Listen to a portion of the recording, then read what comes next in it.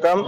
கிருஷ்ணகிரி நாடாளுமன்ற வேட்பாளர் காங்கிரஸ் கட்சியின் வேட்பாளர் கோபிநாத் அவர்கள் கை சின்னத்திற்கு வேட்பாளராக இருக்கின்றார்.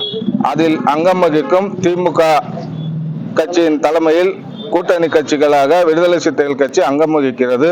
தொடர்ந்து வேட்பாளரை அறிவித்து இன்று நாள் வரை இரவும் பகலாக கிராமங்கள் தோறும் மக்களை சந்தித்து கை சின்னத்துக்கு தீவிர வாக்குகளை சேகரித்து வருகிறோம்.